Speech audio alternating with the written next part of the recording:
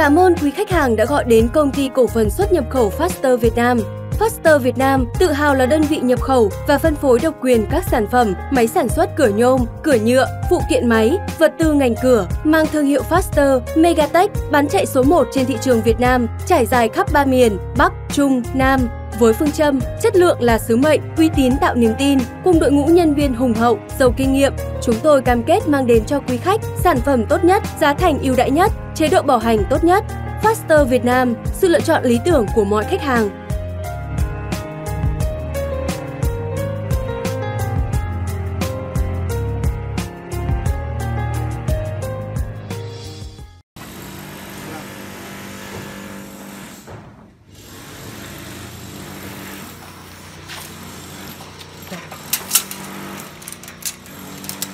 Lên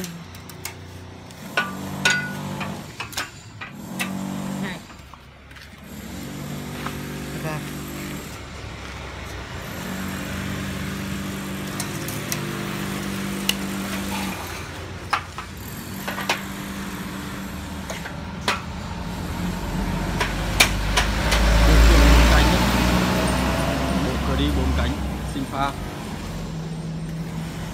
em độ dài 2 ly. Đây là kỹ thuật bên công ty mình đang còn hướng dẫn khách hàng làm cửa.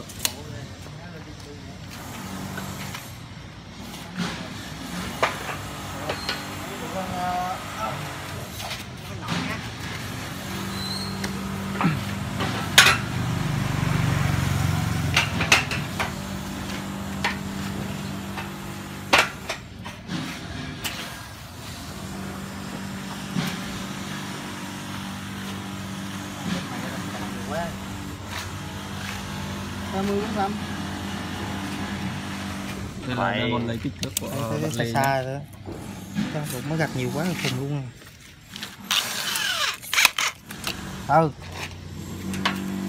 Đúng rồi.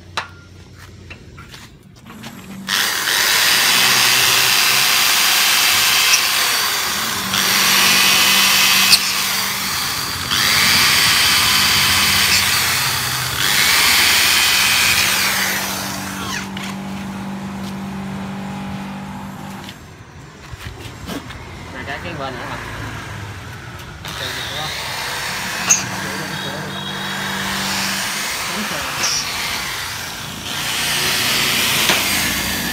Nhôm kiểu nhôm nên em bổ sung thêm một cây cụm sinh pha nhưng mà hạng khác.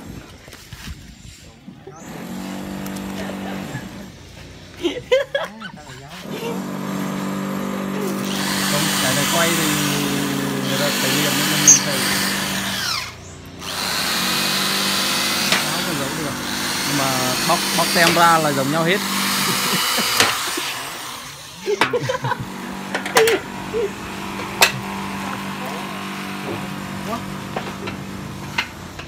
Ủa gì? Một bộ cửa dài hơn 3 mét.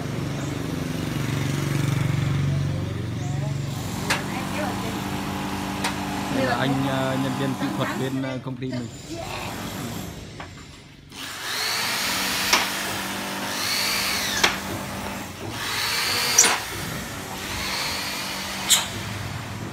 Các bạn xem máy bên công ty mình. Hai anh em hôm nay về đây thì cũng đã hướng dẫn cho khách hàng làm 3 bộ cửa cơ. Đấy, là một bộ cửa đi, một cánh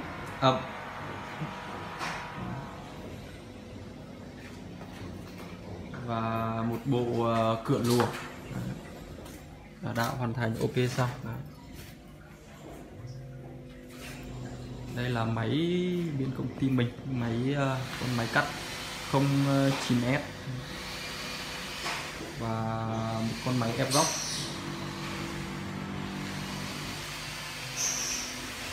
và một con máy phân khóa, một con máy phay đấu đố thay dầu nhanh. Đây là một con bột dập sinh pha 25, một con máy nén khí.